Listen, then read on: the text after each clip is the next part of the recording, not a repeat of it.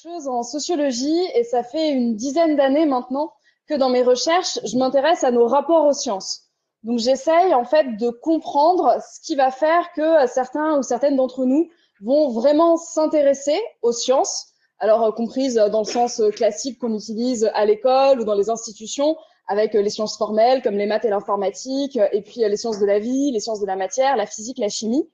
Qu'est-ce qui fait que toutes ces disciplines, ces sujets-là, ça va devenir un centre d'intérêt, le choix d'orientation dans les études et parfois même le métier de certains et de certaines d'entre nous, alors que pour d'autres, c'est des sujets pour lesquels on passe complètement à côté, voire qui, je vous l'apprends pas, pour les mathématiques, peuvent créer des réactions de rejet, de dégoût, de désintérêt profond. Et cette question de nos rapports aux sciences et de notre intérêt, de notre désintérêt, ou de notre goût, de notre dégoût pour les sciences, c'est une question qui est proprement sociologique, qui est une bonne question pour une sociologue, une scientifique de la société, parce que, et je voulais commencer par ça aujourd'hui, on constate très vite que c'est pas des choses qui sont réparties au hasard.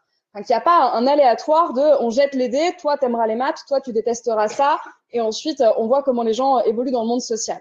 Vous allez voir que le début du problème, et ce qui fait que c'est un problème sociologique, c'est que on peut très facilement repérer des régularités dans la répartition du goût, de l'intérêt pour les sciences. Et ça, c'est mon point de départ et c'est ce que je proposais de vous présenter en premier, en fait, en guise de contexte, c'est poser le problème en se disant, on va comparer la population générale, on prend tout le monde, aux gens qui font des mathématiques d'abord pendant leurs études. Parce qu'au final, il y a un moment dans notre vie où on nous présente quelque chose qui ressemble à un choix. Ah, pardon, il faut que je présente ma présentation sur le webinaire, c'est ça? Hop, pas de problème. Tac. Et est-ce que ça va être celui-là? C'est bon? Parfait. Alors, attends, il faut juste que je retrouve. Ok, on est bien. Donc, comparaison entre la population générale et les personnes qui choisissent les mathématiques, ou du moins c'est comme ça qu'on le présente. Et le premier moment où on peut choisir les mathématiques, en fait, c'est au moment de choisir son orientation quand on est au lycée. Donc, c'est ce que je voulais commencer par vous montrer et commencer par comparer la population générale et la population qui choisit les maths à 3 niveaux. D'abord, c'est ce qui est le plus connu. Quand on regarde le sexe des personnes qui étudient les mathématiques à partir du lycée, on constate rapidement que plus on avance dans les filières mathématiques, moins il y a de filles et ensuite de femmes. Donc ça, tout le monde le sait, mais pour resituer un petit peu les proportions dont on parle, je voulais vous donner ces indicateurs-là. C'est bon de savoir que au début des études dans le secondaire, en fait, au début du lycée, il y a un petit peu plus de lycéennes dans le lycée général que de lycéens. Donc, autant dans la population globale, on est à peu près 50-50 femmes-hommes, autant au début du lycée général, il y a 54% de lycéennes, un tout petit peu plus. Mais quand on passe à l'étape suivante, c'est-à-dire les jeunes lycéens et lycéennes qui font encore beaucoup de maths en terminale, alors là, beaucoup, c'est défini comme au moins 5h30 à partir de 2024, là, on a toujours pas mal de filles, 42%, mais on voit que par rapport au groupe de départ, on commence à en avoir perdu quelques-unes. Et puis, la vraie disparition, la vraie chute dans la proportion, elle arrive en fait entre le passage entre le secondaire et le supérieur. Et là, j'ai pris un indicateur parmi d'autres pour plein de raisons, parce que vous allez voir qu'après, on va parler des carrières mathématiques. Et donc, c'est intéressant de regarder ce qui se passe dans les classes prépa MPSI, parce que c'est un gros pôle de recrutement ensuite des professionnels des mathématiques. Mais les proportions ne sont pas très, très différentes dans les autres filières à l'université. En tout cas, actuellement, pour les prépas MPSI, maths, physique, sciences de l'ingénieur, on n'est pas loin des 20%, on est à 22% de filles dans ces classes-là.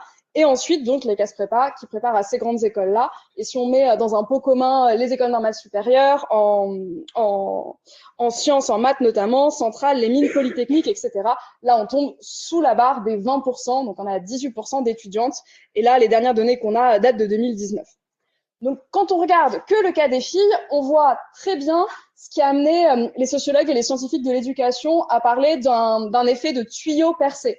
Comme s'il y avait un tuyau qui allait des études en sciences et en maths, ensuite au supérieur, puis au monde professionnel, et que le tuyau était percé. Au départ, il y a des filles, et puis à la fin, il n'y en a plus, et à chaque étape, quelques-unes d'entre elles disparaissent. Mais on peut ne pas parler que des inégalités de genre, et vous allez voir que tout à l'heure, on aura le choix et on pourra partir dans une autre direction. C'est ce dont on parle le plus, les inégalités de genre, mais c'est pas du tout les seules, et c'est peut-être même pas, en fait, celles qui ont le plus d'impact sur la composition de la population mathématique ensuite. Il y a aussi les inégalités de classe sociale, qui sont absolument massives. Autrement dit, si on compare à nouveau la population globale aux personnes qui poursuivent dans les maths, on voit disparaître au fur et à mesure les personnes qui viennent des classes populaires. Alors moi, dans tout mon propos, je vais parler de personnes des classes populaires. Il y a plein de façons possibles de définir les classes sociales et de définir ce que c'est que les classes populaires. Le consensus qu'on peut retenir et la façon la plus simple de définir ça et que je retiens aujourd'hui, c'est d'appeler classe populaire les personnes dont les parents sont ouvriers, ouvrières ou employés. Donc en utilisant cette catégorisation-là des métiers. Ça, c'est le consensus au sein de la recherche en sociologie. C'est aussi ce que va utiliser l'INSEE pour faire les statistiques publiques. Mais l'éducation nationale ne fait pas les mêmes catégories et ne fait donc pas les mêmes comptes. Donc par exemple, l'expression origine défavorisée est l'expression utilisée dans les statistiques faites par l'éducation nationale. C'est presque la même définition, mais pas tout à fait. Sinon, ça serait pas drôle, ça serait trop facile pour comparer.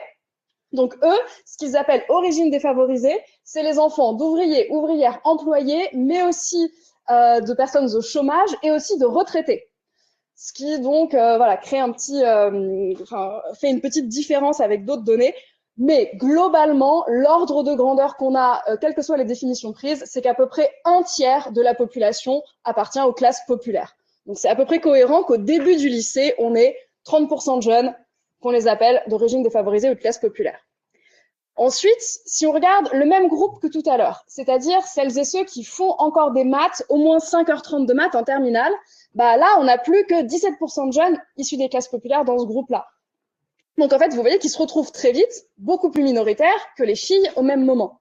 Et si on continue, en fait, voilà, là, ce qui est intéressant, c'est que pour les classes populaires, on voit que c'est vraiment au moment du secondaire qu'arrive qu'il y a une sortie massive. La sortie continue dans le supérieur, mais finalement, elle s'est déjà faite avant. Dans le supérieur, là, les maths ne sont pas vraiment un cas particulier. Finalement, on retrouve des proportions dans d'autres disciplines qui sont similaires. On n'a plus que 11% de jeunes des classes populaires en prépa scientifique, moins de 10% dans les grandes écoles. Donc, on voit que si on s'intéresse à ce que c'est que se sentir minoritaire ou se sentir seul, le côté classe sociale, en fait, joue bien plus fortement que le côté genre, sachant bien sûr qu'après, il y a toutes les interactions. C'est-à-dire ce que ça fait d'être une fille de classe populaire, etc. Enfin, dernier grand facteur d'exclusion, toute la question des inégalités ethniques et raciales. Ici, j'ai pas de données pour la France parce qu'on n'en produit pas. Dans la plupart des cas, en fait, on n'a pas l'autorisation de produire ce genre de statistiques qui prennent en compte les appartenances perçues des personnes. Mais on sait que le phénomène existe. On a des résultats très clairs sur les discriminations liées à l'origine. Par exemple, dans les entrées en master, donc on a des enquêtes qui nous montrent que c'est pas, on spécule pas, quoi. Il y a un vrai phénomène là-dessus dans le supérieur français, mais on n'a pas les chiffres, donc bien que la comparaison soit pas forcément pertinente, je voulais quand même vous donner un ordre de grandeur de ce qui se passe, par exemple, aux États-Unis, avec le cas des lycéens et des lycéennes noirs. Ils sont 17% au début du lycée, l'équivalent de notre départ du lycée général.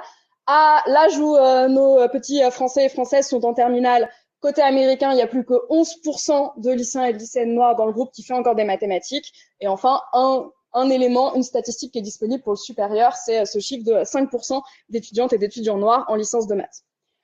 Donc bon, c'est des chiffres que j'ai ici choisis vraiment juste pour servir d'exemple, mais juste pour avoir cette tendance qui est la même, que ce soit pour les filles, les personnes qui viennent des classes populaires ou les personnes issues des minorités ethniques et raciales. Ce qu'on voit, c'est une disparition progressive.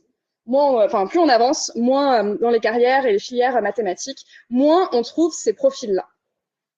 Donc ça, moi, c'est mon point de départ, et toute la question, c'est qu'est-ce qui se passe? Comment ça se fait? Comment est-ce qu'on peut expliquer ces différents phénomènes? Je voulais vous donner deux autres éléments de contexte pour la question de la place des filles et de la place des femmes en mathématiques. Et le premier, c'était un petit recul historique. Parce que comme je vous disais, ça fait maintenant bientôt, ça fait une décennie en fait que je travaille sur ces questions. Et quand j'ai commencé à faire ces présentations, notamment dans le milieu de la recherche en mathématiques, il y avait souvent une réaction qui était un peu de patience. Les choses progressent doucement mais sûrement. On sait que ça va pas assez vite, mais on est sur la bonne voie. Autrement dit, certes, les femmes en sciences et les femmes en mathématiques, ça a été très compliqué, mais là, franchement, tout le monde fait des efforts. Vous abusez un peu à demander que ça aille plus vite. Souvent, à ce moment-là, je disais, ouais, ça va quand même très, très doucement, ça va tellement doucement qu'en fait, on est au point mort. Maintenant, je peux dire les choses différemment, c'est-à-dire que c'est plus qu'on va tellement doucement qu'on est au point mort, c'est qu'on est en train de repartir en arrière. On repart en arrière, notamment pour ce qui se passe, vous le savez, je pense, dans le secondaire. On a eu, c'est bien établi maintenant, un recul, en fait, la situation a reculé d'un quart de siècle suite à la réforme du baccalauréat. Alors, vous poserez la question, si c'est pas clair pour vous, je pourrais le présenter plus dans le détail, mais il y a eu une transformation de l'organisation du lycée et ensuite du baccalauréat. Donc, les anciennes séries littéraires, scientifiques, économiques et sociales sont devenues des choix d'options et de spécialités. Ça a eu plusieurs conséquences. Ça a eu une conséquence pour tous les élèves, filles comme garçons, qui est, c'est ce que vous avez ici sur la gauche, que il y a moins d'élèves qui font des mathématiques en première. Ça, pour tout le monde. Ici, vous voyez les données de l'éducation nationale analysées et mises en graphique par Mélanie Guenet au nom du collectif Maths et Sciences. Donc, j'emprunte son travail qui est extrêmement utile et pertinent puisqu'elle met à jour en permanence les visualisations. Donc, vous voyez que garçons comme filles, il y a une chute de la part des élèves qui font des maths en première, mais que ce qui a été le plus frappant et le plus médiatisé, et qui a aussi un petit peu lancé toute cette question, c'est la ligne verte en pointillé, c'est-à-dire la différence entre la part des filles qui faisaient des mathématiques en première avant la réforme, 82% d'entre elles, celles qui en faisaient après, 50%, d'où cette idée phare qui est que depuis la réforme du baccalauréat, il y a une fille sur deux qui, à 16 ans, ne fait plus de maths en France. Et là, vous avez la précision en fonction aussi de la quantité d'heures de mathématiques suivies par les filles, pour le coup. Vous voyez aussi la chute, à la fois la chute des effectifs pour les groupes qui faisaient le plus de mathématiques, notamment les 5h30 de maths ou plus, mais aussi, ça répond un peu à la question, est-ce qu'on a rattrapé le coup depuis ? Parce qu'il y a eu pas mal d'annonces également ministérielles pour dire non mais ne critiquez pas trop, on a rattrapé le coup. Alors oui, vous voyez ici, il y a un léger regain, c'est-à-dire qu'on était au plus bas en 2021, on est un peu mieux. Cela dit, on revient absolument pas au niveau qu'on avait avant. Ça, c'est intéressant pour le cas des filles et des femmes en maths. Et en fait, si on dézoome un peu, c'est pas que le cas du lycée français, c'est pas que la tendance en France. En fait, c'est aussi une tendance plus globale et internationale au recul de tous ces groupes sociaux dont je vous parlais précédemment dans les mathématiques et dans les sciences. Par exemple, la donnée que je vous présentais à l'instant sur les 5% d'étudiantes et d'étudiants noirs en mathématiques, c'est en fait une diminution par rapport à la situation qu'il y avait dans les années 90. Donc, on est en fait sur tous ces sujets-là plutôt sur stagnation, recul que progrès constant dans ces dernières décennies. Tout cela, c'est les parcours scolaires et les parcours étudiants. Bien sûr, ça a des conséquences sur le milieu professionnel. Et j'en arrive donc à un petit bout du milieu professionnel mathématique qui est ce qui se passe à l'université. Alors, l'université, c'est intéressant de regarder le cas des mathématiques parce qu'il y a une discipline, alors mathématiques pure ou fondamentale, qui a la palme de la discipline la moins féminisée de toute l'université française, avec seulement 14% de femmes. Alors ça dépend si on considère l'université, le CNRS, parfois la physique théorique revient devant. Voilà, c'est vraiment, on est dans une course au qui en aura le moins entre les maths fondamentales et la physique théorique. Là, c'est une bonne illustration du moment où on pouvait dire ça va tellement doucement que j'ai un petit peu l'impression que ça stagne. Les données ici sont traitées par l'association Femmes et Mathématiques qui appelle ce graphique l'encéphalogramme plat. Il y a une bonne nouvelle et une mauvaise nouvelle pour la place des femmes dans la recherche mathématique en France. Je vais commencer par la mauvaise nouvelle pour qu'on se réjouisse après. La mauvaise nouvelle, c'est pour les professeurs, donc les rangs A en mathématiques fondamentales. Si la dynamique de recrutement continue telle qu'elle existe aujourd'hui, les professeurs de maths dans cette discipline, dans les maths fondamentales, elles auront disparu en 2060. Je ne sais pas s'il y en a parmi vous, donc espèce en voie d'extinction. 2060, il y a des chances qu'on soit là pour le voir. C'est la mauvaise nouvelle. Bonne nouvelle, heureusement, il y a les maths appliquées. Il y a plus de femmes en maths appliquées. On pourrait bientôt atteindre la parité, c'est-à-dire 50-50. Si on patiente un peu, c'est pour 2130. Je vais parier que aucune d'entre nous ne sera là pour le voir. Voilà le contexte. Voilà le contexte et voilà aussi la raison d'être finalement des différents travaux que j'ai pu mener depuis un bout de temps.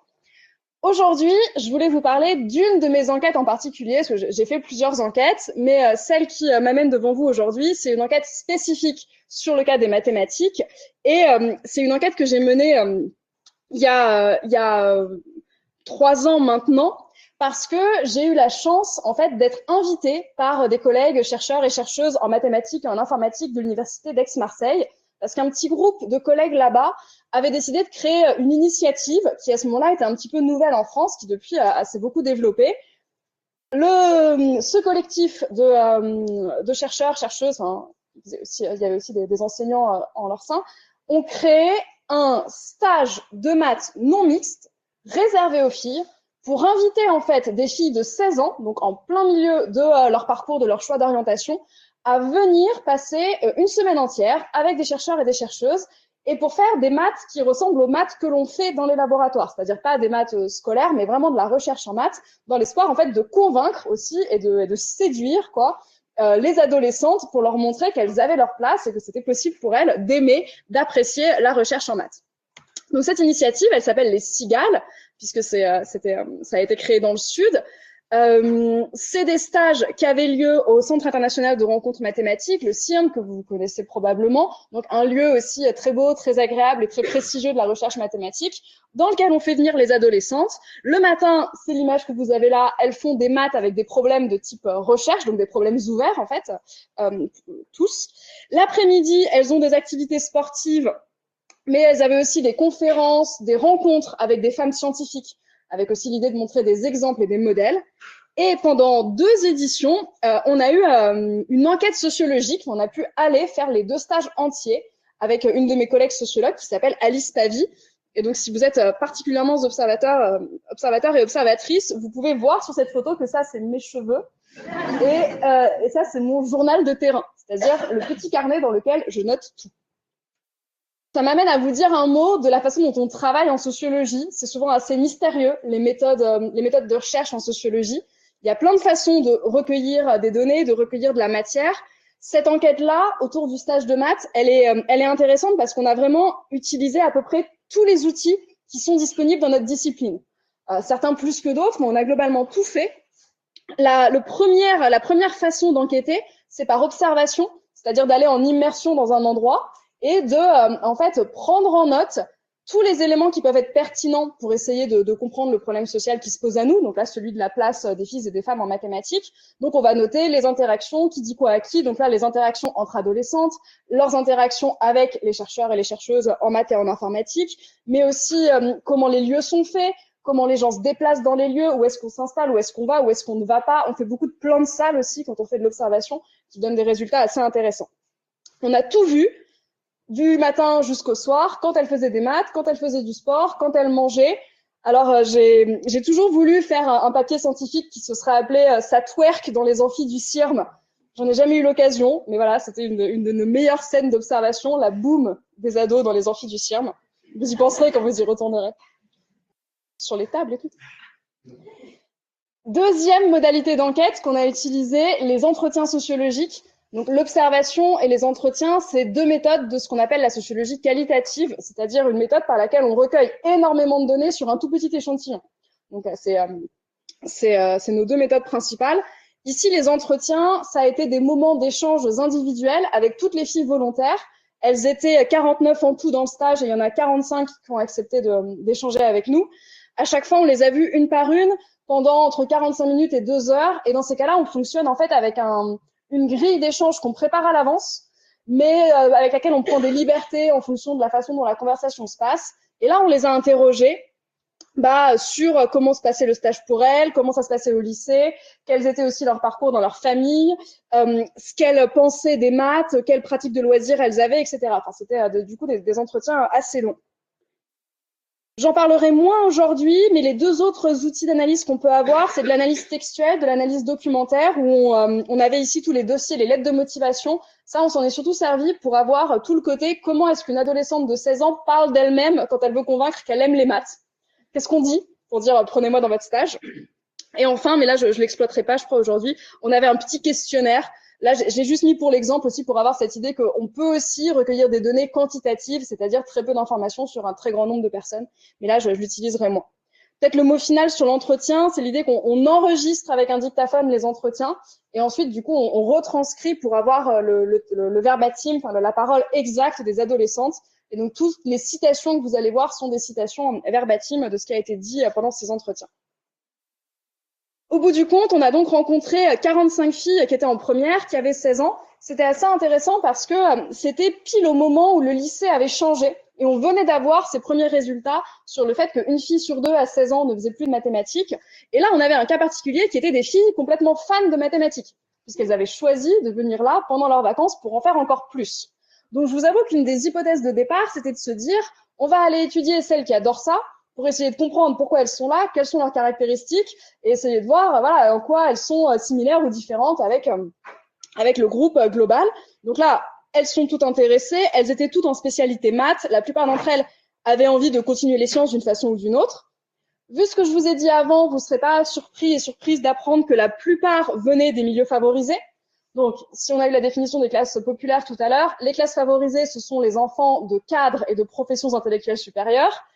Profession intellectuelle supérieure, par exemple, universitaire, par exemple aussi professeur du secondaire, journaliste, etc. Les classes moyennes, ce sont les enfants des professions intermédiaires, parmi lesquels les professeurs du premier degré. Alors, on est bien d'accord que les classifications les catégorisations socio-professionnelles, c'est pas des choses qui décrivent la valeur relative des métiers, c'est des choses qui prennent en considération le statut social, le niveau de revenu, etc. Mais donc, c'est assez intéressant de voir cette distinction-là aussi. Il y avait une petite minorité de filles issues des classes populaires. C'est assez cohérent et ça a été, je pense, aussi un des premiers apprentissages dans la première édition de ce stage de maths. Si vous ouvrez un stage de maths et que vous laissez l'information se diffuser naturellement, enfin plutôt socialement pour le coup, vous allez avoir dans votre stage beaucoup de filles de profs de maths et d'ingénieurs. Il y a eu pour la deuxième édition une volonté d'aller recruter d'autres profils et ensuite il y a eu tout un travail pour aller chercher justement celles qui n'auraient pas eu l'information autrement. Au fur et à mesure de notre enquête auprès de ces adolescentes, avec Alice Pavy, ma collègue sociologue qui était sur le terrain avec moi, on s'est dit progressivement qu'il y avait beaucoup de choses intéressantes qui ressortaient, enfin qu'il y avait notamment beaucoup de choses intéressantes que les filles, les adolescentes disaient, et qu'il y avait quelque chose on pouvait rater quelque chose si on n'arrivait pas finalement à leur rendre tout ce qu'elles avaient dit et à faire revenir vers elles toutes les explications qu'elles produisaient. Et donc on s'est dit que ça serait dommage de faire comme d'habitude, c'est-à-dire de mettre 2 ans à écrire un papier sérieux dans une revue sérieuse qui allait mettre 5 ans, c'est à peu près ça maintenant les durées de publication, à sortir et que absolument personne ne lirait, parce que quelqu'un a déjà lu un article de sociologie dans une revue de sociologie. Voilà. C'est un des problèmes qu'on a, la diffusion du savoir, et je trouve que c'est encore plus problématique quand on travaille sur des questions sociales. C'est quand même quelque chose de très frustrant à expliquer les comportements des gens et à ne jamais pouvoir avoir une conversation avec eux et avec elles sur ce qu'on comprend. Donc on a décidé de ne pas faire ça et d'avoir un nouveau format qui nous permette de restituer tout ce qu'on avait appris d'abord aux ados, c'était notre première intention, mais aussi à nos collègues chercheurs, chercheuses en mathématiques et en informatique. Donc là, on a été un peu teigne. On s'est dit que le niveau de sociologie des ados de 16 ans et de nos collègues chercheurs, chercheuses en maths info devait être similaire. Donc on pouvait les traiter comme un public unique, avec les parents aussi. Enfin voilà. Donc avoir quelque chose qui puisse parler à tout le monde et qui puisse ouvrir la conversation.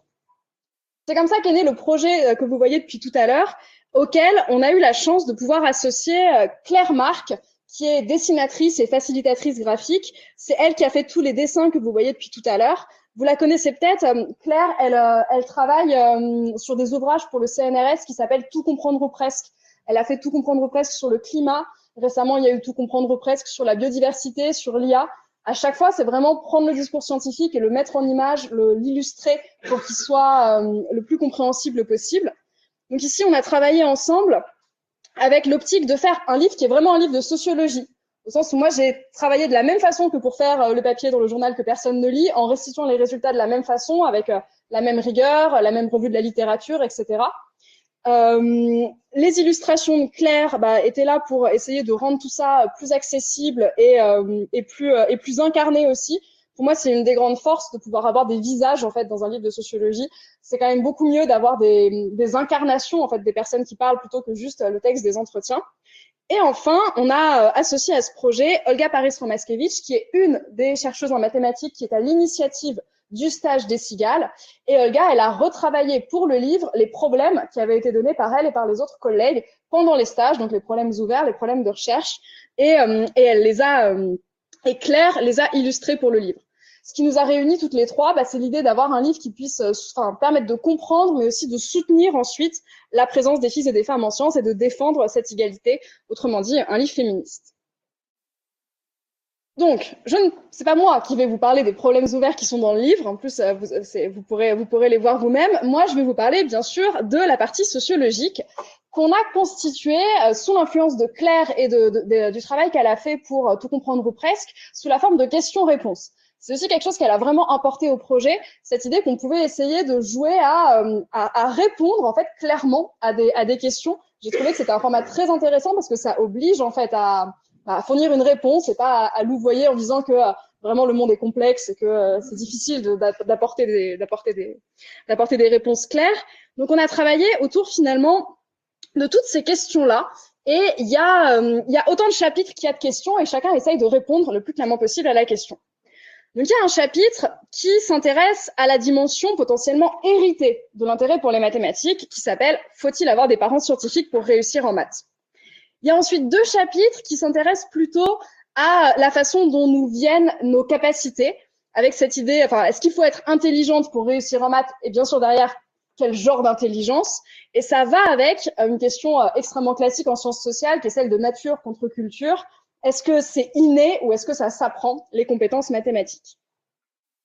Une question qui parle d'orientation, puisque vous le savez sans doute, et peut-être que la question vous est venue, mais c'est pas dans toutes les sciences que les filles et les femmes disparaissent. Il y en a où elles se maintiennent et il y en a où elles restent très majoritaires. C'est le cas de la médecine, de la biologie, des prépas BCPST, des sciences du vétérinaria, etc.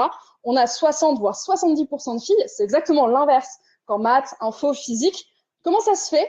Ces disciplines ont-elles réglé le problème du sexisme? Vous entendez à mon ton? Non. Mais du coup, qu'est-ce qui se passe? Qu'est-ce qui se passe en informatique, qui au lycée notamment a encore plus de difficultés que les maths à recruter des filles, avec une chute encore plus ces dernières années?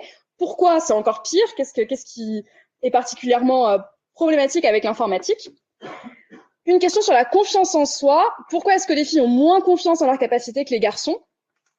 Vu ce que je vous disais tout à l'heure, 2 questions sur l'élitisme et le racisme pour essayer d'expliquer les autres inégalités, et puis 2 questions sur les outils qu'on peut avoir, les leviers qu'on peut utiliser pour faire mieux, notamment est-ce que les actions non mixtes comme ce stage-là, ça fonctionne, et est-ce que les modèles, avoir des rôles modèles, ça peut créer des vocations.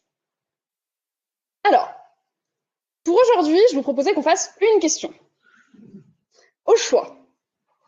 C'est la conférence dont vous êtes les héros et les héroïnes. Alors, vous n'avez pas le choix, vous allez forcément passer une mauvaise après-midi. On va forcément déprimer. On peut déprimer de 3 façons différentes. Sur le sexisme, sur l'élitisme ou sur le racisme. On va voter. Alors, qui veut déprimer sur le sexisme? Il y a des chances que ça soit majoritaire, je vais plutôt compter les autres. Qui veut l'élitisme? Ah, pas mal. Et qui voudrait qu'on parle de racisme? Alors, bien joué, parce que vous êtes la salle qui a le plus voté pour ce sujet. D'habitude, c'est l'enfer. Personne ne veut parler de racisme, ce qui est un résultat sociologique en soi. Non, mais si on est sincère, c'est encore bien plus tabou que le sexisme ou que l'élitisme. Mais bon, je comprends, vu la coloration de la journée, on va plutôt parler du sexisme. Si vous êtes frustré, n'oubliez pas, les réponses sont dans le livre. Les collègues me demandaient tout à l'heure, je gagne 20 centimes par exemplaire. 10, je sais plus. Vous pouvez bien faire ça pour moi. La question du sexisme, c'est celle que j'aborde sous l'angle de la confiance en soi. Donc je reformule un petit peu cette question-là avec la question de la confiance en soi.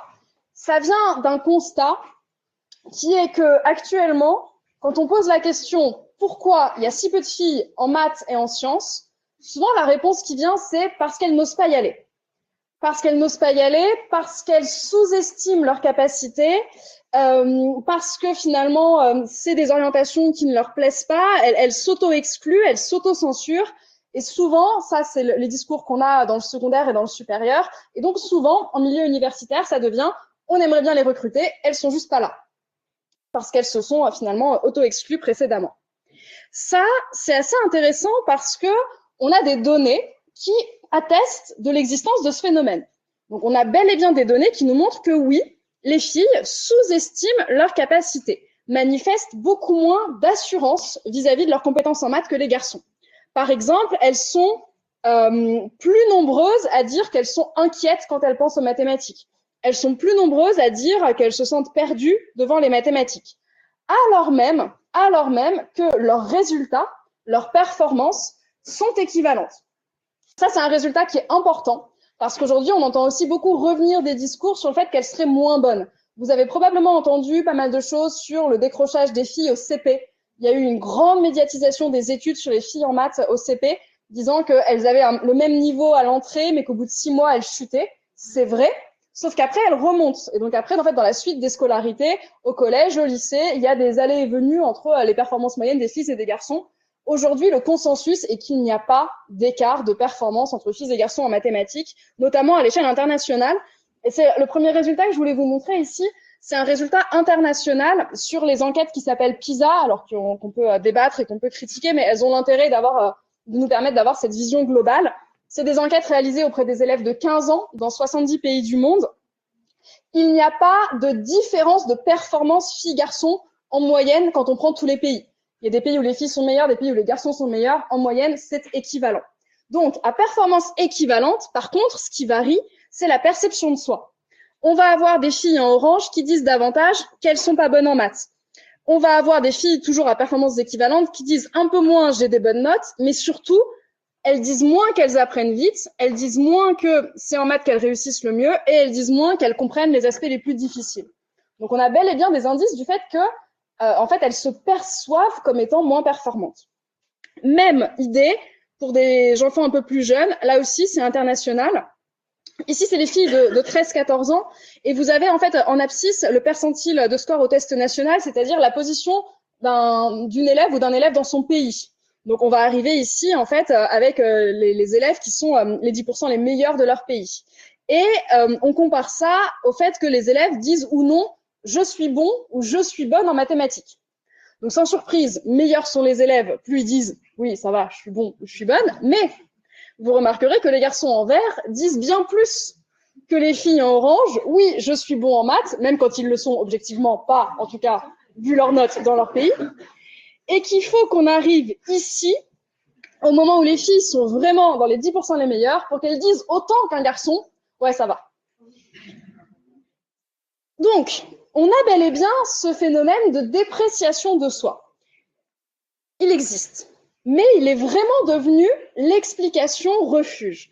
Et on a plein de discours, j'en ai mis quelques exemples, sur cette autocensure. En fait, c'est devenu l'explication toute trouvée. On va avoir des coupures de presse qui vont nous dire, par exemple, voilà, c'est les stéréotypes et l'autocensure. Les filles se projettent peu dans le secteur numérique, ou celui-là qui était assez intéressant, qui était les filles s'imposent une autocensure. Elles continuent à éviter les filières scientifiques comme si elles avaient peur d'échouer. Si on fait un peu d'analyse textuelle de tous ces coupures de presse et d'autres de ces discours-là, en fait, on voit que les sujets, c'est toujours les filles, c'est toujours les femmes. C'est toujours elles qui ne vont pas, ont peur, n'osent pas, s'empêchent, s'inquiètent, etc., etc. Donc, c'est elles qui causent la situation, ce qui est très pratique puisque c'est elles qui peuvent la résoudre. Donc, comme on a ce problème, les solutions vont être formulées sous la façon la plus commune qui est « Allez les filles, osez ! Prenez confiance en vous, vous pouvez y arriver, on vous regarde. Go !» Ici, la question, c'est qu'est-ce qu'en pensent les fameuses filles? Qu'est-ce qu'en pensent les ados? Et surtout, ça nous invite à reformuler le problème. Parce que je suis pas revenue là-dessus aujourd'hui, vu le contexte, mais On a suffisamment d'études qui nous prouvent qu'il n'y a pas de différence biologique dans nos capacités cognitives qui expliqueraient des différences de rapport aux maths.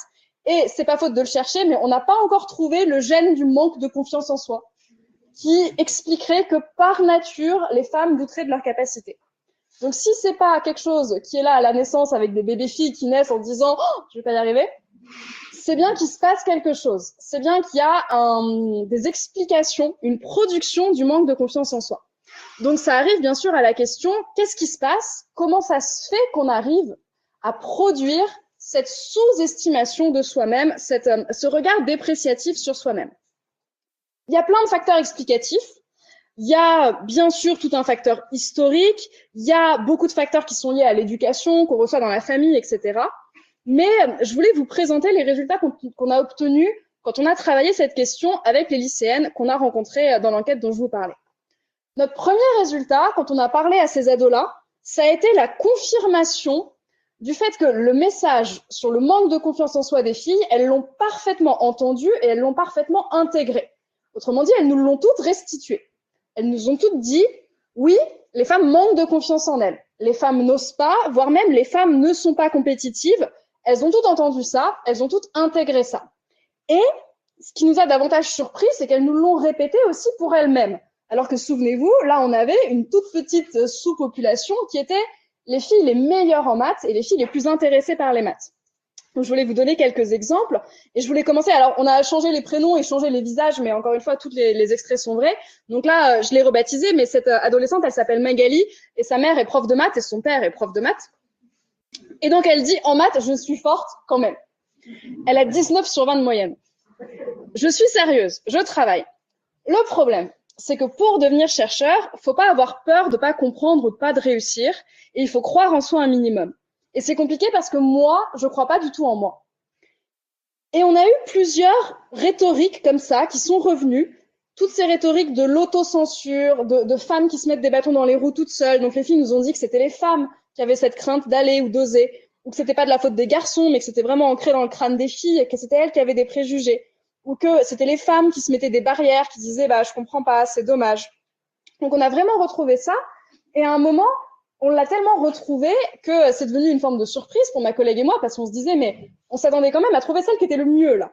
C'est-à-dire celle qui avait les meilleures notes, qui était en meilleure position. Certaines étaient objectivement extrêmement bien parties. Enfin, elles avaient 19 sur 20 de moyenne depuis des années, elles étaient prêtes à aller en classe prépa, à avoir leur concours. Enfin, il y avait rien qui laissait présager qu'elles pourraient échouer. Et pourtant, on a eu ces discours-là de façon massive, si bien qu'à un moment, on a fini par leur poser la question directement, en disant, mais attends, là, tout va bien, t'as l'air hyper bien parti, comment ça se fait? Enfin, comment t'expliques que tu doutes à ce point alors que tous les voyants semblent au vert? Et elles nous ont dit qu'elles comprenaient pas non plus. Que c'était vraiment une perplexité et qu'en fait, elles-mêmes se posaient la question en se disant, mais il y a un truc qui cloche en fait. Deux exemples de ça, dans deux entretiens différents, enfin distincts l'un de l'autre. Le premier avec Lou, son père est prof de maths, sa mère est prof de philo, et elle a 4 frères qui sont prof de maths et ingénieurs. Et Lou, elle dit, donc vous comprenez que les maths, ça va, elle dit quand même, j'ai beaucoup tendance à me rabaisser moi-même. Je me dis, t'as aucune légitimité. Pourquoi tu fais ça? J'ai tendance à m'écraser face à un homme, bizarrement. Et pourtant, mes parents, ils sont très bienveillants et ils font attention à ce que mon frère et moi, on soit égaux. Ma mère, elle est complètement indépendante. J'ai un modèle de femme qui est incroyable. Donc, je sais qu'on me l'a mis dans la tête, mais je vois pas où. Et Ségolène, elle dit plus ou moins la même chose. Elles s'entendent pas, hein, mais elle nous dit pareil. Elle nous dit, mais moi, d'aussi longtemps que je me souvienne, j'ai jamais eu confiance en moi. Je sais pas pourquoi et je vois pas ce qui aurait pu me faire penser ça. Pourtant, c'est facile de savoir qu'il faut avoir confiance en soi et c'est ce qui est le plus frustrant. Je le sais, mais j'arrive pas à m'en détacher. Et elles nous ont dit que leur prof était gentil, que leur prof de maths leur disait « Allez les filles, venez faire des maths, venez remplir nos spécialités et nos options », que leurs parents étaient gentils, que la quasi-totalité de leurs parents leur disaient « Mais fais ce que tu veux, on te soutiendra », que la société leur disait bien qu'il y avait besoin d'elles en maths et les soutenait, mais qu'elles avaient toujours cette petite voix dans la tête et une par une, elles nous ont dit que finalement, c'était elles le problème. Elles nous ont dit des choses comme « En fait, c'est moi qui suis trop perfectionniste. C'est moi qui ai mes propres angoisses. C'est moi qui suis stressée de nature. Je me mets la pression toute seule. C'est pas les parents, c'est pas les profs, c'est moi. parce que je suis hypersensible, parce qu'en fait, je pense que j'ai un problème, quoi, parce que les autres, ça a l'air d'aller. Mais moi, je suis là, je panique et je fais des crises d'angoisse. Je suis pas assez forte mentalement.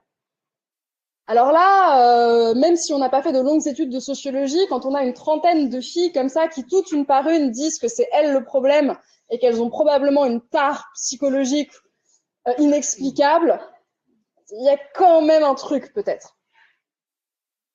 On faisait l'hypothèse avec ma collègue qu'il y avait quand même une cause. Enfin, que cette perplexité, elle venait pas du fait qu'il n'y avait pas de cause, mais que la cause n'était pas visible, pas comprise. Mais on supposait quand même qu'il y avait eu des interactions, qu'il y avait eu des choses, des paroles, des faits qui avaient fait comprendre aux filles d'une façon ou d'une autre qu'elles n'auraient pas dû être là, qu'elles n'étaient pas censées réussir comme ça en mathématiques. Donc, on leur a posé la question, on leur a dit, est-ce que toi, tu as déjà connu ou est-ce que tu as déjà vu ou vécu des situations de sexisme? Et là, elles nous ont dit, en gros, non. Par exemple, pour l'instant, je crois pas. Bon, il y a souvent des remarques, mais c'est du second degré. Ou non, moi, ça me vient pas en tête. Bon, il y a des remarques, mais c'est juste en mode rigolade. Ou non, franchement, j'ai dû entendre des blagues. Bon, des fois, c'est marrant, c'est léger. Des fois, c'est lourd, c'est même plus drôle. Ou ah, ça va, des petits épisodes, des petites remarques censées être ironiques. On a ici utilisé une méthode qu'on utilise beaucoup en sociologie quand on essaie de travailler sur les discriminations pour savoir si une personne a été discriminée. On a cette première question qui est très large. Est-ce que vous êtes concerné ou pas? Et ensuite, on a des relances précises où soit on prend parmi des faits que la loi caractérise comme des discriminations, est-ce qu'il vous est arrivé ça? Soit on retire des fils de ce qu'on a eu dans l'entretien précédemment. Ce qu'on a eu dans l'entretien précédemment, ça peut être « Non mais tous les profs, ils sont super sympas », enfin sauf « Mais tous les profs, ils sont super sympas ». Et celui qui était pas sympa, là, c'était quoi exactement? Ou non, mais mes parents, ils me soutiennent, enfin… Non, mais ils me soutiennent. Voilà, donc là, on retire des fils. Et quand on fait ça, on voit apparaître au fil des entretiens une réalité qui est finalement très différente de celle qu'on avait dans cette première façon de répondre à la question. On a vu apparaître toute une série d'interactions, de propos qui avaient été tenus envers les adolescentes qu'on a rencontrées et qu'on a réunis dans cette image que Claire a réalisée. Il y en avait au moins une par entretien et on n'a pas pu toutes les mettre. Ces ados, on leur a dit des choses comme, si je commence en haut à gauche, évite de t'habiller comme une pute. Ou toi, non mais reste dedans et laisse les garçons jouer dehors. Ou on va quand même pas tout remettre en cause parce qu'il y a peut-être une femme dans l'histoire des sciences, Marie Curie ou Émilie du Châtelet. Moi, je suis quand même plus intelligent qu'elle. Toi, t'as vraiment pas une tête à faire maths physique. Celui-là, c'est le plus fréquent. Toi, t'as vraiment pas la tête de l'emploi. Heureusement qu'on a eu un garçon. Ou vous, les filles, bon, si vous avez un peu plus de mal, là, c'est normal, vous êtes moins aptes que les garçons à résoudre le problème. Ou je suis un homme, c'est normal que je regarde les fesses des filles. Toi, plie son linge. Il sait pas faire, t'es une fille, tu dois l'aider. T'as une meilleure note, mais t'es une fille, donc ça compte pas. Avec l'inverse, c'est normal en diagonale, c'est normal que t'aies de bonnes notes, c'est plus facile quand t'es une fille. Et dans cette même catégorie, pile, je gagne, face, tu perds, on a, moi, j'ai pas besoin du stage de maths pour me rassurer, ou qu'est-ce que toi, tu vas faire dans le stage de maths? Pour les Olympiades aussi, qu'est-ce que tu fais là? C'est un concours de maths sérieux. Vous voyez qu'il y a des couleurs dans les bulles que j'ai commencé à lire là sur la partie gauche. Ça correspond au type de personne dans la vie des filles qui a prononcé cette phrase. Donc à votre avis, quel type de personne dans leur vie a pu leur dire heureusement qu'on a eu un garçon, la tragédie de la femme moderne c'est qu'elle veut tout faire en même temps, calme-toi avec ton féminisme. La famille. Il y a aussi les oncles, les grands-parents, les tantes. En bleu, les femmes n'ont pas leur place dans tous les domaines et extrêmement récurrent aussi, t'es sûr que tu l'as fait toi-même. Les profs, y compris les femmes. Et en rouge, c'est logique que les femmes gagnent moins que les hommes sont supérieurs, les filles sont faibles, comment j'ai pu perdre contre une fille? C'est pas normal que t'aies 19 de moyenne en sport, en muscu en plus. T'es passé sous le bureau. Les pères, les copains. Là, que les garçons. Donc, comme vous le voyez, ça vient de partout. Ça vient de partout, c'est quotidien. Ça vient quand même beaucoup, enfin, en proportion, ça vient beaucoup des fameux camarades de classe. Et donc ça, c'est bien sûr les interactions qu'on a pu recueillir auprès du petit échantillon de filles qu'on avait. Mais on sait, depuis quelques années, grâce aux travaux sur ce qu'on appelle la victimation, que c'est largement répandu.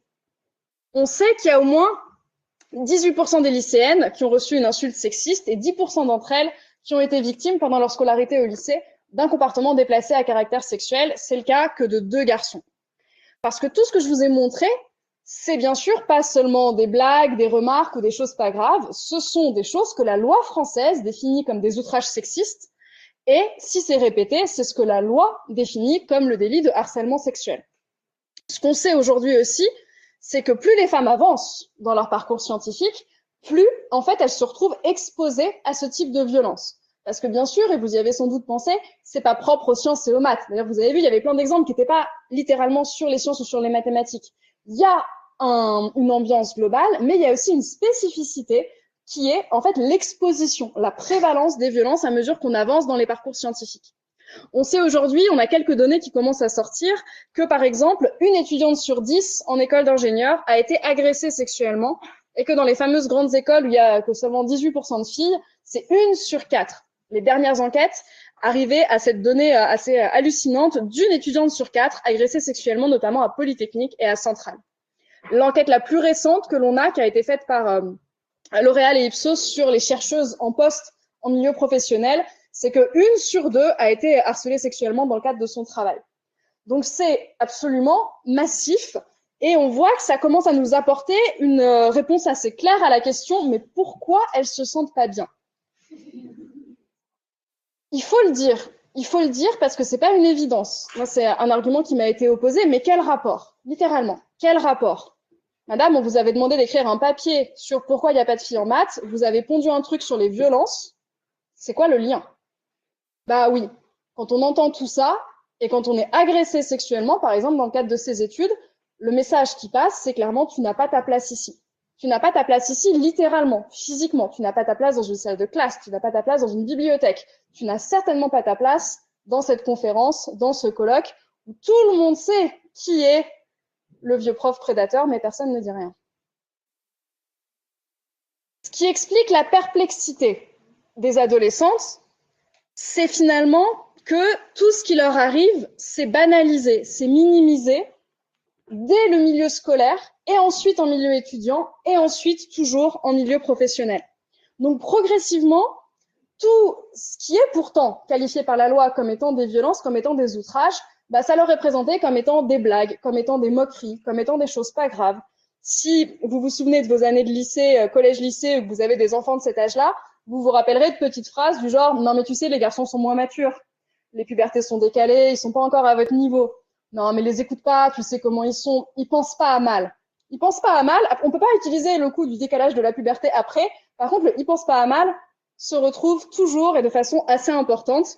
Mais ce qu'on retrouve aussi dans les laboratoires, c'est ils sont trop vieux, ils sont d'une autre génération. Les ados, ils sont violents parce qu'ils sont trop jeunes. Les universitaires, ils sont violents parce qu'ils sont trop vieux.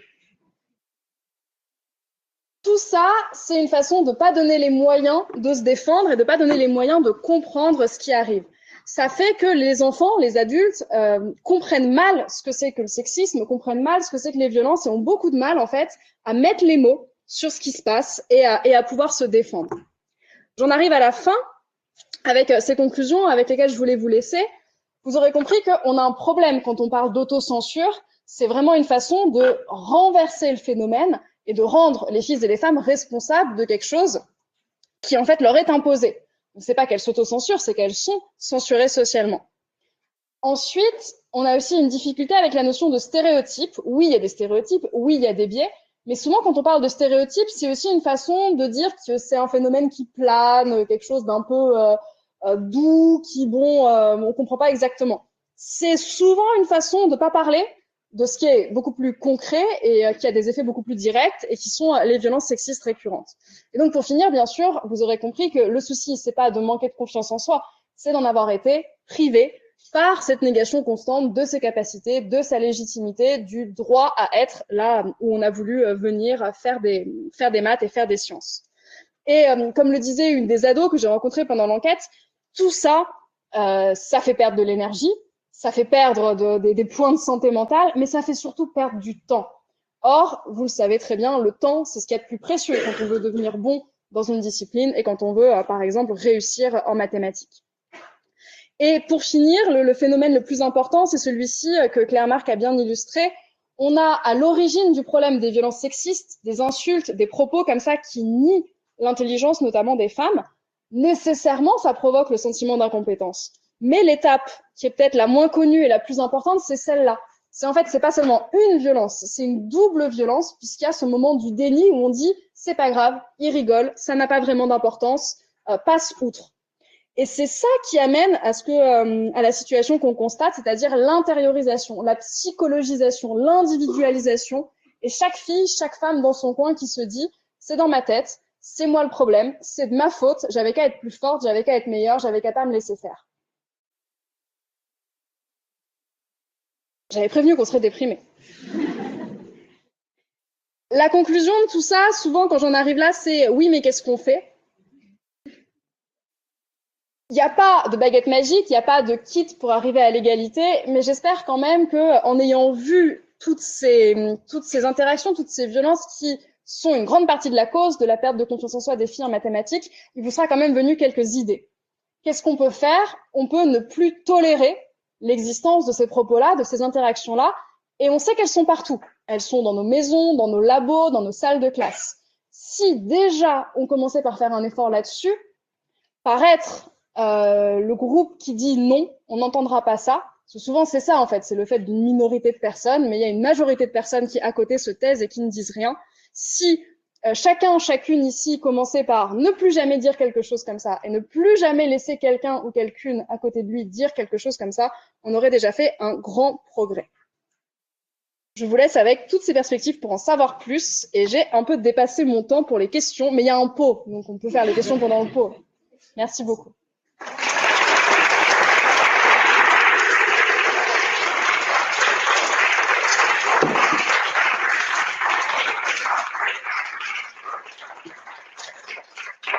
Merci beaucoup Clémence pour cette présentation. On a quand même le temps, à prendre le temps de quelques questions tout de même.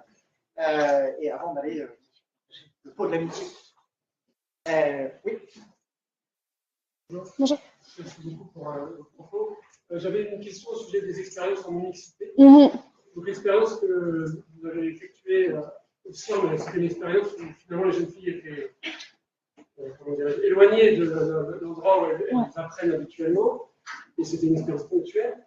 Quand on discute de la possibilité de transposer ça au sein de l'université, par exemple, de manière récurrente, les réactions que moi j'ai entendues de la part des étudiants, c'est plutôt une réaction très mitigée, voire hostile. Et l'argument souvent que je trouve assez dramatique, c'est il faut qu'ils s'habituent à notre présence. Et donc, je dois savoir qu'est-ce que vous penseriez de cette idée de tenter une expérience plus récurrente au sein des universités. La non-mixité, c'est un sujet qui est vraiment intéressant. Moi, je suis partie sur cette question en ayant un a priori qui était que c'était pas bien, la non-mixité. Je pense que comme beaucoup d'entre nous, j'ai été enseignante, j'ai été habitée par l'idéal républicain de ce serait quand même bien de faire société ensemble et de mettre ensemble les garçons, les filles, les femmes, les hommes au même endroit, etc. Ensuite, j'ai fait mon travail de scientifique. J'ai été notamment faire la revue de littérature sur ces questions. La littérature scientifique est sans appel. La mixité, c'est très mauvais pour les femmes. Dans l'état dans lequel la société est, dans l'état actuel de nos écoles, universités et monde professionnel, quand on est en mixité, les femmes en pâtissent. Les hommes, par contre, c'est super pour eux. Ils apprennent mieux, les classes sont plus calmes, c'est génial. C'est mauvais pour les femmes. Donc, c'est bien embarrassant, c'est mauvais pour les femmes. Pourquoi? Parce que il y a tout ce qu'on a dit, c'est-à-dire il y a un climat délétère. En fait, la situation de mixité va renforcer les stéréotypes. En fait, on va avoir tendance à faire beaucoup plus jouer les deux groupes les uns contre les autres, l'un contre l'autre quand on est en mixité. On va beaucoup plus jouer sur vous êtes des filles, vous êtes comme ça, vous êtes des garçons, vous êtes comme ça. Ça diminue un peu quand en fait il n'y a pas la présence de l'autre sexe. Et donc, faire des moments non mixtes fonctionne à minima pour apporter un temps de répit. En fait, ce que disent les filles et les femmes qui participent à des événements non mixtes, même quand elles n'étaient pas convaincues au départ, parce que beaucoup ne sont pas convaincues pour les mêmes raisons, notamment que celles que j'ai exposées, mais une fois le moment arrivé, il y avait ce oh, « j'ai jamais été aussi tranquille ». Et donc, j'ai jamais eu aussi le temps de faire mes maths, par exemple, tranquillement. Sauf qu'on voit, si on reprend le petit schéma que j'avais tout à l'heure, qu'en fait, ça résout pas tout le problème, finalement. C'est une façon de préserver, et c'est nécessaire de préserver la santé mentale et le repos des personnes, mais finalement, c'est quelque chose qui permet d'agir sur la quatrième étape, quoi, de faire une pause à cet endroit-là. Le souci, c'est qu'on résout pas le point de départ. Donc, la non-mixité, oui, je pense qu'il faut la défendre dans plein de contextes, mais ça peut pas être présenté comme étant la solution. Ça peut juste être présenté comme étant le temps qu'on s'accorde pour se soulager et pour se faire du bien, finalement, pendant qu'on essaye d'aller régler le problème à la base. Tu mets la violence au cœur du discours, et il y a plusieurs choses qui m'interpellent. En fait, donc, on voit cette intériorisation de la négation de violence chez les jeunes femmes, mais pourquoi cette violence chez les... En fait, j'imagine que c'est vaste, ça dépend des époques, mais oui. Pourquoi ce discours de violence qui sort et à quel âge Alors, je dirais principalement pour maintenir l'état de privilège qui existe actuellement.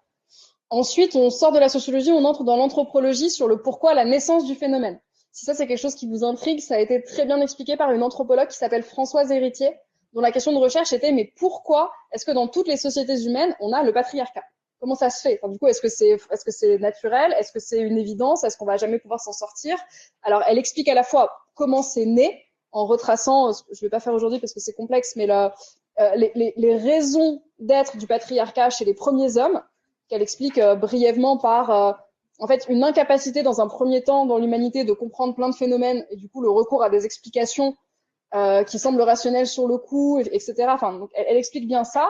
Elle explique bien comment aussi aujourd'hui plus aucune des justifications de la domination masculine ne tient et pourtant elle perdure, entre autres parce que le groupe dominant n'a absolument aucun intérêt à lâcher. Et soyons honnêtes, il n'y a pas un intérêt masculin évident. Alors, on peut argumenter que si, en fait, la domination masculine pèse aussi sur les hommes, ce qui est vrai, mais tout de même, il n'y a pas un intérêt immédiat, en fait, à littéralement laisser la place, partager le pouvoir, partager les choses.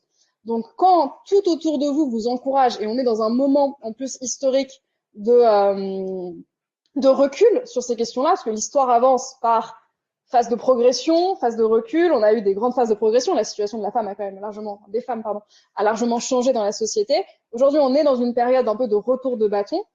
Donc, il y a des groupes qui ont un intérêt à ça et qui en plus sont très largement soutenus par les grandes puissances politiques. Enfin, quand on voit la situation politique mondiale, tout converge pour soutenir ces actes-là. Donc, il y a plein d'explications à cela. Et c'est juste de dire que je mets l'accent sur la violence. Je voulais préciser que c'est pas la seule cause. Enfin, ce que j'ai présenté ici, j'ai pris mon temps, mais ça restait quoi, une demi-heure. On peut pas faire le tour du sujet. Il y a plein d'autres explications. Moi, j'ai choisi de mettre en avant l'explication par la violence parce que je trouve que c'est une des explications manquantes un petit peu. On a beaucoup de discours sur pourquoi il n'y a pas de financiance. Enfin, il y a pas mal de personnes pour parler de l'éducation familiale. On a des choses pour parler de la socialisation. Voilà, donc moi, je fais le choix de porter ce message-là quand il faut porter un seul message. Il y en a plein d'autres dans le livre. Mais donc voilà, c'est pas que je crois que ce soit la seule et unique explication, hein, soyons bien clairs, mais je trouve que c'est une explication massive qui a tendance à être dissimulée.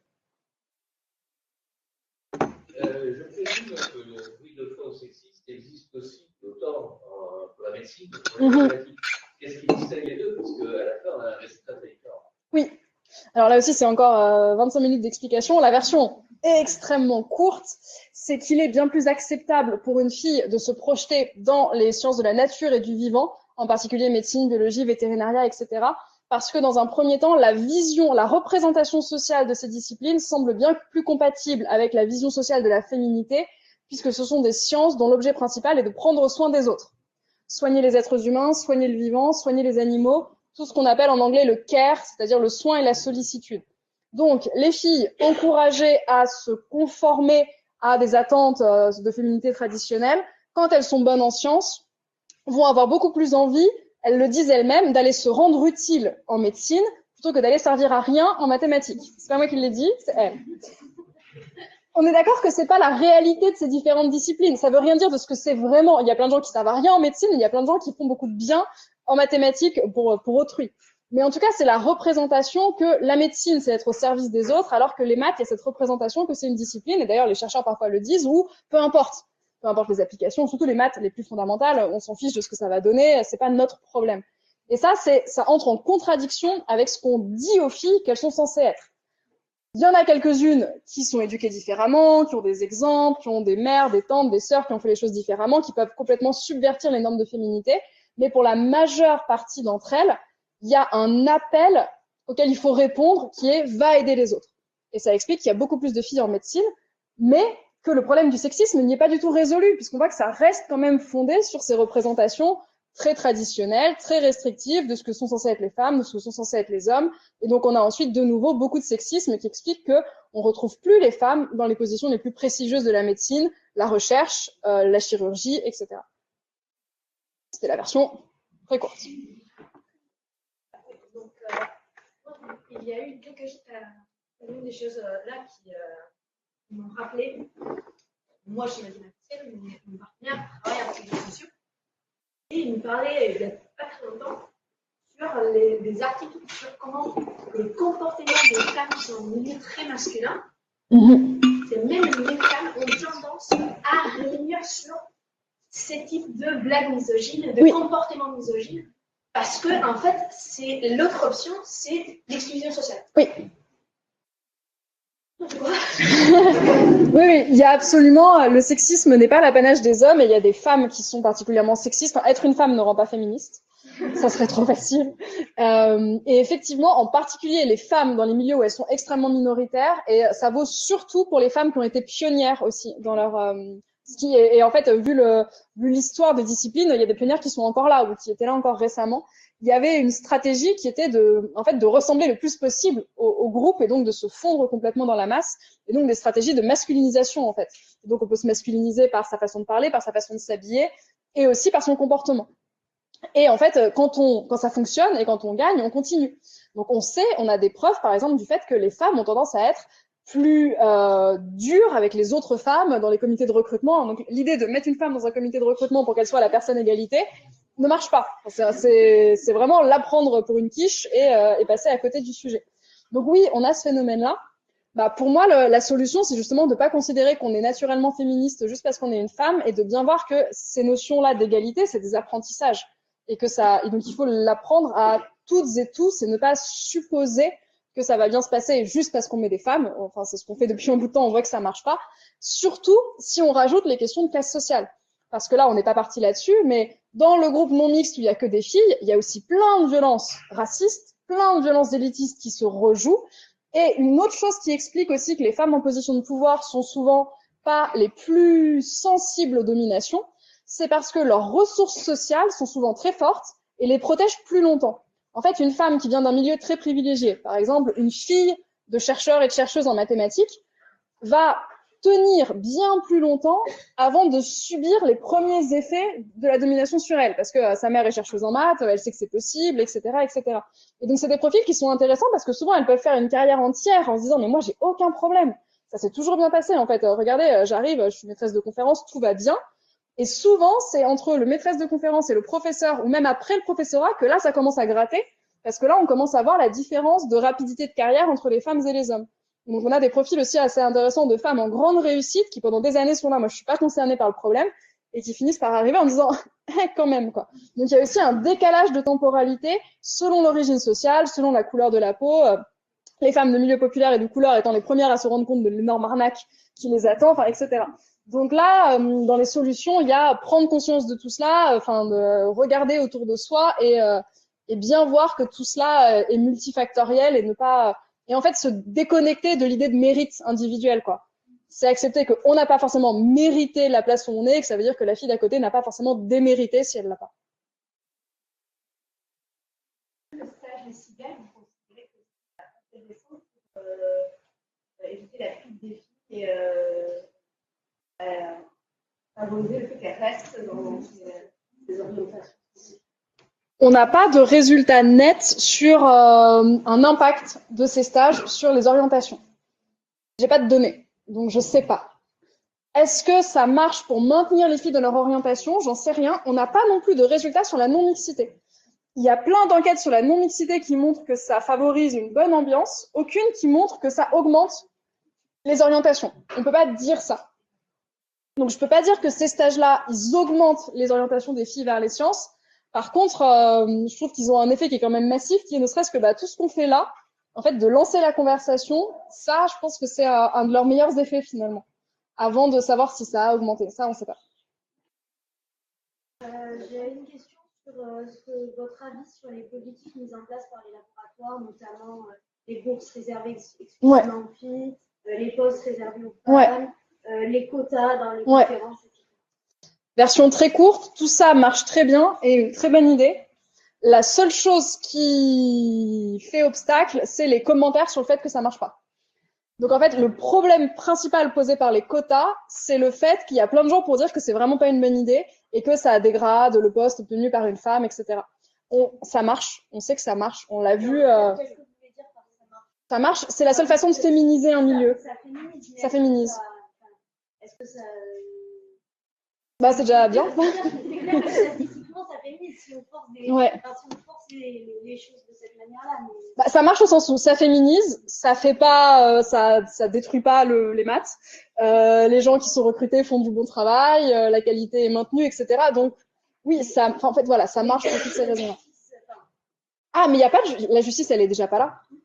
En fait, ça, moi, je trouve que c'est un argument que j'emprunte à ma collègue Isabelle Collet, qui est l'autrice de tous ces travaux sur l'informatique si vous les connaissez pas, je vous les recommande vraiment, notamment dans Les Oubliés du numérique. Je vole cet argument. Elle dit, mais en fait, il y a déjà des quotas invisibles pour les hommes. C'est-à-dire qu'il y a déjà un groupe qu'on recrute juste pour son sexe, sauf qu'on fait comme si il était recruté pour son mérite propre. Et donc, elle dit, en fait, voilà, les quotas, on prétend que ça crée une injustice, mais c'est juste un coup de rame dans l'autre sens pour retrouver justement un niveau de justice. Et bien sûr, à terme, l'idée est de supprimer les quotas, mais c'est la seule façon dont on a réussi à féminiser les endroits qui ont été féminisés et à maintenir ça.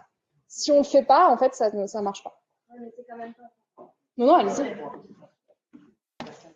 Vous avez parlé de différence entre les pays. Ouais. Vous pouvez donner des exemples de pays. On n'a pas d'exemple de pays qui réussissent complètement. Alors, en fait, ce qui est difficile, c'est que tous les pays ne recueillent et ne traitent pas les données de la même façon et qu'on a un peu des faux positifs. C'est-à-dire qu'on a des pays où on peut avoir l'impression qu'il y a plein de femmes dans certains domaines, notamment les mathématiques et l'informatique. C'est pour la plupart aussi des pays dans lesquels la filière de maths et d'info pour laquelle on a le super score n'a pas du tout le même statut social et n'a même pas du tout le même métier que son équivalent pour le cas français ou américain. Donc, par exemple, on cite souvent les pays du Maghreb comme étant des pays où il y a énormément de femmes en informatique et en ingénierie, mais pas du tout avec les mêmes perspectives de carrière derrière. Pareil, alors de mémoire, les pays où il y a le plus de femmes en ingénierie, je crois qu'il y a la Macédoine, le Brunei, pas du tout ceux qu'on imagine avoir les meilleurs scores d'égalité hommes-femmes. À l'inverse, les pays qui ont les meilleurs scores d'égalité hommes-femmes, les pays nordiques, font pas mieux que nous, sont aussi à 30% de femmes en sciences. Donc, on n'a pas de pays qui est vraiment un exemple de réussite sur ces questions-là. On a des institutions qui ont bien réussi, notamment des universités qui, pour le coup, ont fait tout un programme extrêmement volontariste. Celle qui est la plus connue, c'est l'université d'informatique de Carnegie Mellon aux États-Unis, où ils ont fait vraiment un programme extrêmement offensif qui a fonctionné. Il y a une autre université, je crois, danoise, dont j'ai oublié et j'ai jamais su prononcer le nom, qui a fait un programme un petit peu différent, mais qui a aussi fonctionné. Donc, on a un peu des exemples locaux, mais il n'y a pas de bon élève, d'élève parfait international. Reste une dernière question. Oui. J'ai une question sur les alliés, Ouais. sur la possibilité justement de former, d'accompagner tous les élèves, notamment en collège et en lycée, pour être des alliés et pour ne pas reproduire et pour positionner aussi, on parlait peut-être, on disait tout à l'heure, je te donne peut-être aux spectateurs d'être acteurs. Et bien, est-ce que vous avez du coup des conseils de formation pour en faire des alliés? Qu'est-ce que vous préconisez? Pour l'instant, ce que je trouve qui fonctionne le mieux pour les jeunes, pour les collégiens, collégiennes et les élèves de lycée, c'est plutôt des interventions en groupe à un moment séparé. Parce que les initiatives que j'ai trouvées les plus prometteuses, c'est quand on a des élèves, éventuellement d'abord on les voit dans un premier temps tous ensemble pour faire une présentation similaire à celle-ci, mais ensuite on a vraiment besoin de séparer dans un premier temps, parce que si on laisse tout le groupe ensemble, on n'a pas la parole des filles et on a, dans la plupart des cas, des attitudes de résistance et parfois problématiques des garçons. Ça marche aussi pour les adultes dans les labos de maths. Il se passe plus ou moins la même chose d'ailleurs. Donc, moi, je trouve que ce qui fonctionne le mieux, c'est un temps commun, un temps non mixte. Et en fait, il faudrait ajouter encore derrière des temps de travail. Et souvent, c'est ça qu'on n'a pas le temps, pas les moyens de faire. Souvent, on s'arrête à « j'ai un peu compris le problème, j'ai un peu compris qu'il y avait un problème ». Et là, c'est fini. Et ce qui nous manque, ça va être le moment où on va se mettre ensemble et faire quelque chose. Et pour l'instant, moi, ça, j'ai vu aucune institution le faire jusqu'au bout. On a eu un début assez intéressant dans une classe prépa qui avait de très graves problèmes de sexisme. Ça a été très intéressant. On a fait l'intervention auprès des élèves. On a séparé les filles et les garçons. Les filles nous ont fait une liste longue comme le bras d'horreur totale de sexisme, pendant que les garçons disaient à ma collègue sociologue que quand même, quand on a des enfants, c'est normal que le cerveau fonctionne un peu moins bien. Voilà, donc on a bien, enfin le problème était absolument massif. Ensuite, on a fait un atelier avec les enseignants pour dire qu'est-ce qu'on fait maintenant. On a fait une super liste de tous les trucs qu'ils pouvaient faire. Et là, ils ont dit ah ouais, mais les collègues qui sont pas venus là, ceux qui voulaient pas que vous veniez, ils vont jamais être d'accord. Donc pour l'instant, je dirais que ce qui manque à chaque fois, c'est quelque chose de descendant. En fait, on voit que les initiatives égalitaires, souvent, elles partent de la base, mais elles atteignent rarement les niveaux de pouvoir suffisants pour qu'il se passe quelque chose. Souvent, les directions, les gens qui sont pas dans la direction mais qui ont vraiment le pouvoir, ces personnes-là restent en dehors. Et c'est là que ça bloque.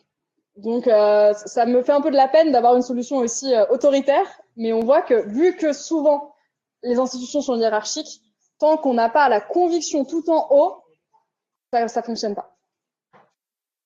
Merci Clémence.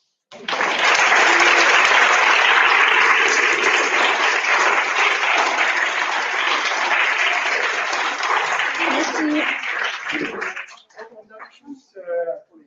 Évidemment, mais ceux qui viennent de l'extérieur, pour l'égalité. Et il y aura des livres en vente aussi.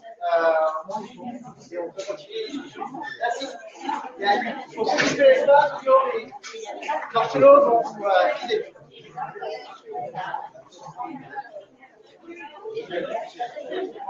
Merci.